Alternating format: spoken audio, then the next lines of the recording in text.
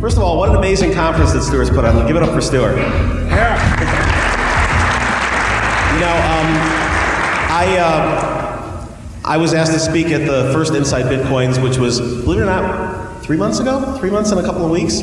And Bitcoin was at this really high number called like $104. And, you know, obviously right now we're talking about $1,000. And what's been the difference between now and then? Largely China. And so we literally have two of the most important people in the world in the Bitcoin industry right here in this room. Malcolm CasSelle is somebody that I've known and worked with and been friends with for almost 20 years, going back to when he started a company with America Online called Net Noir. And since then, he's an early investor in Facebook and has been just, you know, doing an amazing amount of things in China, going back to the early build-out of the internet. And I like to always tell people with the early build-out of Bitcoin, I've seen this movie before. And of course, when I saw Alan Meckler, I was like, oh my God, internet world, okay, I've seen this movie before. And then when I saw BTC China and how fast it's taken off, it was just like, we've now, you know, reached the, some of the people on Reddit call it the Bitcoin singularity, where it's just going up, up, up. Bobby, I only met just at the dinner yesterday, but certainly his reputation precedes him. You look at people who are going and leaving amazing careers to then say something's bigger. I mean, you know, with Coinbase, you basically had somebody who was on the starting team of Airbnb, like, you know, from a little startup in an incubator to $1 billion valuation. No, that's not big enough. I'm going to do Bitcoin. Right? And so with Bobby, you've got, you know, somebody who's running e-commerce for Walmart in China. How much of a bigger job can you get? Bitcoin. So without further ado, I'm going to hand it over to the rock stars. All right. Malcolm CasSelle and Bobby Lee.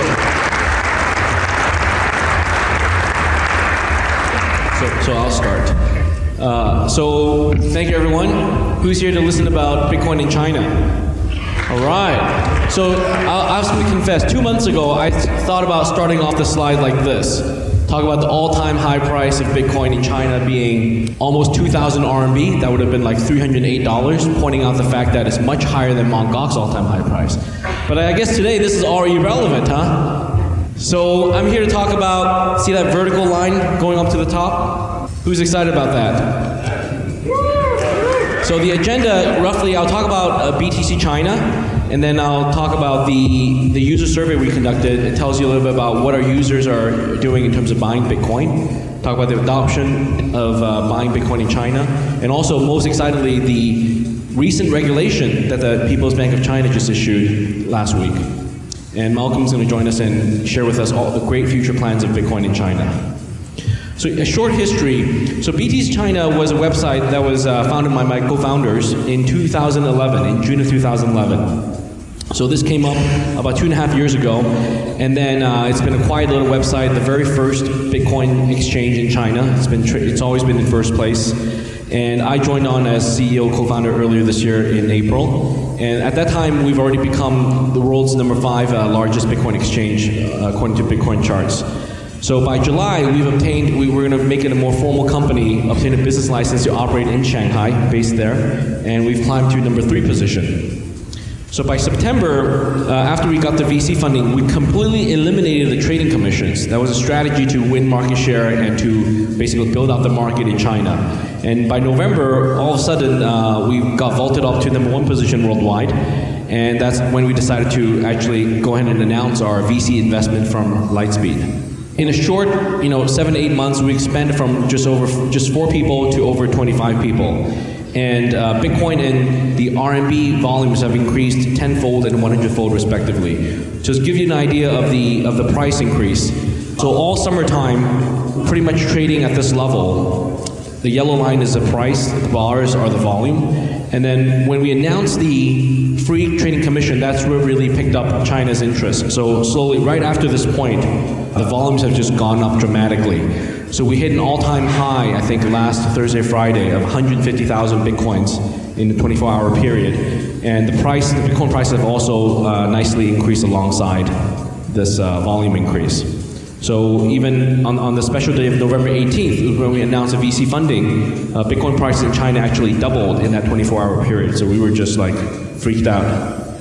So in terms of trading volume, risen 100 times from 5 million RMB to 500 million RMB, roughly a little over 80 million US dollars equivalent. I'm going to run through the slides as quick as I can, that way we leave some time for questions. I know you guys have a lot of questions. So essentially we did a user survey. This is our methodology. It was over a course of 2 weeks in November, and it was targeting our Chinese audience.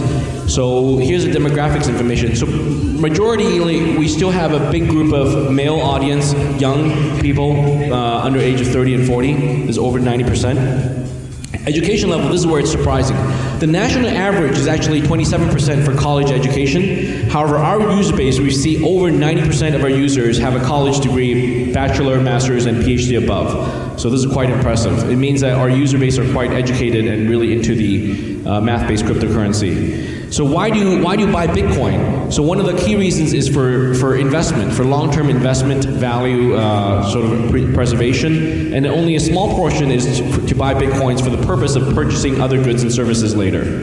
So this is where China stands right now. Vast majority, over 75%, are buying it for long-term value gain and short-term sort of price increase.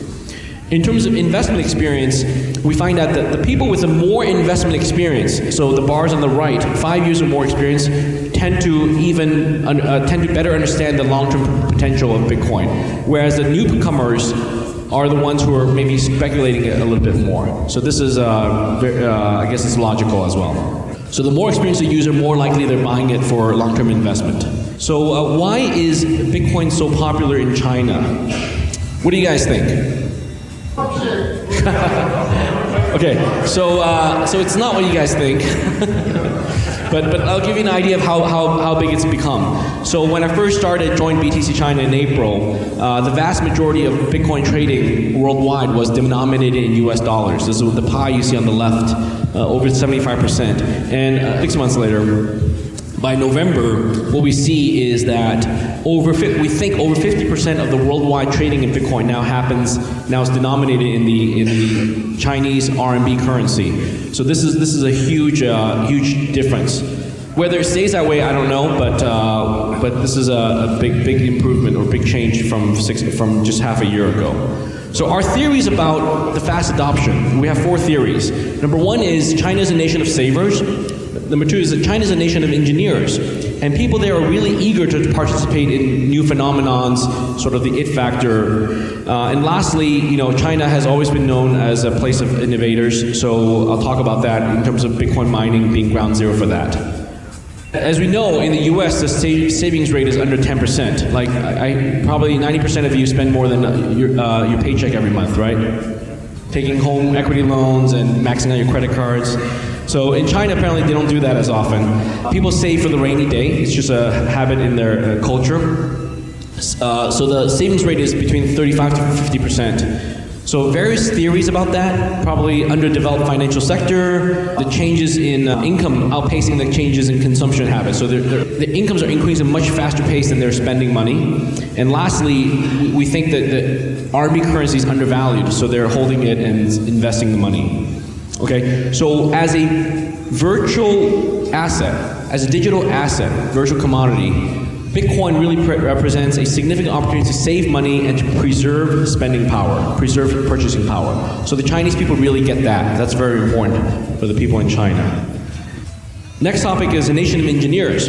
So the Chinese people, there's a reputation for them to be really good at math and science. So actually it's true because educationally wise, people emphasize on math and science. So even political and business leaders, it's very often you'll find them with backgrounds in engineering, and it's much more likely for sort of scientific engineering background. And this happens at all levels of government. So I'll show you, for example, these are the 3 most recent premier presidents of China, and they all have engineering degrees, from Mr. Jiang Zemin with an electrical engineering degree, Hu Jintao with a hydraulic engineering degree, and the current leader, Mr. Chairman Xi Jinping, with a chemical engineering degree. So this happens at the national level, at the provincial level, at city government level. All around you'll find people with engineering backgrounds. As compared to the US, I guess they're all lawyers, right? So that explains the regulation differences. in China, people are eager to participate in something new. This is the it factor. So almost 20% of people said they're buying Bitcoin because of the novelty and to participate in a trend. So I guess this is the herd mentality a little bit. But one of the reasons for that is they like supporting new technologies. So Chinese are really open to trying out new things, supporting new technologies. So that's also contributed to the recent popularity of Bitcoin. And the fourth one was talk about the Bitcoin mining. We think China is indeed probably ground zero for Bitcoin mining. It's very hard to say how much of the mining happens in China, but certainly it's a big market. So a lot of hobbyists, a lot of professionals, a lot of people using idle computing power for mining. And the professionals really build mining centers all over China. So a lot of ASIC designers are in China. A lot of the whole supply chain for ASICs mining is all in China. And we also think that Litecoin mining is coming next as a huge trend. Okay, so let's get to the fun stuff. This is probably what you guys are most interested in. So how many of you here are here to listen to learn about the regulatory environment in China? You guys interested in that? Okay. So did you guys hear about the news last Thursday? Yes? No way. Did anyone panic? No? But from the price charts, it looks like people all panicked. Actually, the funny story was I was on the plane. So literally they chose, they were waiting for me to get on the plane and fly out, and then they make the announcement. And then when I landed, I got all these text messages like, panic, call me back. 2 weeks before, let me tell you some of the history. So 2 weeks ago in mid-November, this is Yi Gang, Vice Minister of the People's Bank of China, which is a central bank in China. He made the following comments. So he's actually the most suitable person to be talking about regulation of Bitcoin. So he's also head of the State Administration for Foreign Exchange. So that's a department under the central bank that controls all foreign currencies and so on and so forth. So he's the most knowledgeable person. He's educated in the West, in the US. So essentially he said three things at the time. This is 2 weeks ago. He said the central bank is not going to be able to recognize Bitcoin and give it legal currency status in any near term. Right? That's to be expected. Right? Anything above that would have been extraordinary. And secondly, he actually commented 2 weeks ago that Bitcoin trading is legitimate. This is a legitimate virtual good, virtual asset, or digital asset. So people should be allowed to buy and sell. So that's actually very good, both for Bitcoin, for China, as well as for my company, BTC China. And lastly, he knows that Bitcoin is very unique, so he's going to keep abreast of its development. So he reads English, so I'm sure he's been following all the news about Bitcoin. So that's very exciting to find that someone is able to understand the complexities of Bitcoin and to appreciate the importance or the innovative features of Bitcoin. So he's going to personally stay involved and pay attention to it. And then what happened last week is that the government, so previously it was all his off-the-cuff remarks as his opinion. So last week the government actually made official statements, and this is on behalf of, it was led by the People's Bank of China. It was also represented by the Securities Regulatory Commission, the Banking Regulatory Commission, also the Insurance Regulatory Commission, as well as the Ministry of Information, Industrial and Technologies. So they released the first formal guidance. So many international users, due to sort of mistranslation of the regulation, were unsure of how to interpret it. So some people wrongly believed, and some of the press wrongly believed that Bitcoin was banned or that all Bitcoin is illegal. So that's actually not the case. It's quite the contrary. And by the way, the government regulation that was announced last Thursday is actually completely independent from what Hong Kong, Macau, and Taiwan will do. So Hong Kong, Macau, Taiwan will do things separately. It could be the same, it could be different, but at least it's going to be different or separate from what the People's Republic of China. Okay? So here we go. Key points. Number one. So Bitcoin is not a currency and will not be regulated as a currency. So again, this just formalizes what Yi Gang said 2 weeks ago, that as far as China is concerned, Bitcoin is not a currency. So I know in this audience, many of us, I don't want to put myself in it, but many of you may think that Bitcoin is a currency or is money and all that stuff. But legally speaking, China has clarified Bitcoin is not a currency. So there's a lot of implications of that. So secondly, so on the top right, you'll see that Bitcoin will be treated as a virtual good, virtual commodity, so like a digital asset. So that's been now clarified. Bitcoin is now a recognized identity as a digital good, virtual asset. Okay? So it also says buying and selling of these Bitcoin, these online commodities, you know, it's okay. People are free to do that. So this legitimizes the whole Bitcoin exchange concept. People can freely buy and sell Bitcoin either person to person or through a Bitcoin exchange like BTC China. Now, obviously, it's a speculative asset, so make sure people are well educated and they can assume the risks involved with trading Bitcoins. So on the bottom right, you'll see that companies and websites like ours will have to register with the Telecommunications Authority. So I don't know whether that sounds weird, but essentially all internet companies have to register with the Telecommunications Authority. This is relation to registering to get internet content sort of provider registration. Okay, so this is very common in China. So it relegates our companies doing Bitcoin exchanges to under the internet sector, essentially. Okay, so what are the implications? So there's some implications. Essentially, because it is not a currency, existing financial institutions, banks, and third-party payment systems, what do they deal with? They deal with currencies, right? Banks and financial institutions and third-party payment systems. So they, right now, because Bitcoin is not a currency, they therefore themselves are not allowed to engage in Bitcoin business. They're not allowed to take Bitcoin deposits, to make Bitcoin insurance policies, or to make Bitcoin buy-sell kind of thing. So also insurance companies are not allowed to provide insurance services for Bitcoin companies like exchanges and so on. And then separately, Bitcoin exchanges, which are now legitimized, have to comply with relevant anti-money laundering and KYC laws. Now, some of these are still being worked out. So the communique from last Thursday was just to set the high-level tone. All the details will be sort of clarified, and it will be clarified over the next few weeks and months. So we're really happy to see these results. So you know, as an exchange, I've always wanted the government to give us more clarity on regulation and so on. So we're really excited about this news.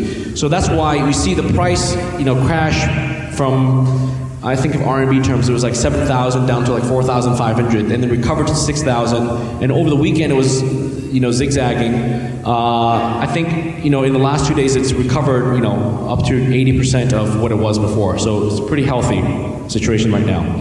So the last implication is that goods and services cannot be priced and cannot be paid for by Bitcoin.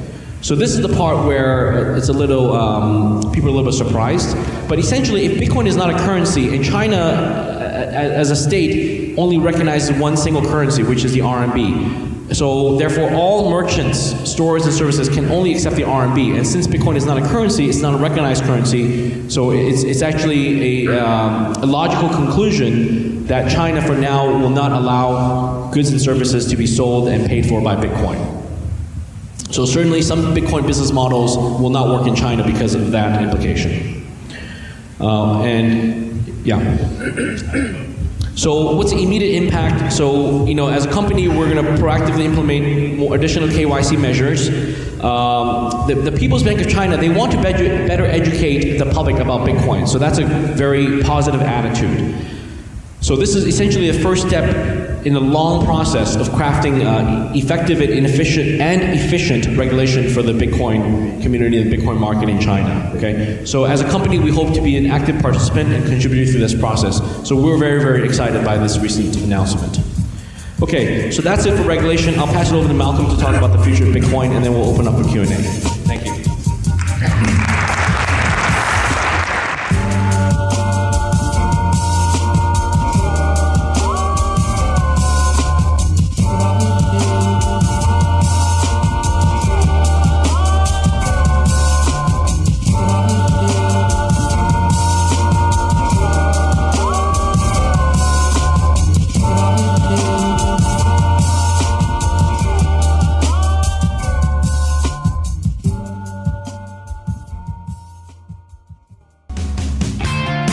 EasyDNS is the Swiss Army knife for your domain names, helping meet their customers' individual needs since 1998. EasyDNS has been an outspoken critic of SOPA and CISPA. EasyDNS was an early supporter of Bitcoin, and now they are proud to sponsor this show. Do business with a company that shares your values. Get a 13% discount when you pay with Bitcoin. Go to bitcoin.easydns.com and be sure to use discount code LTB.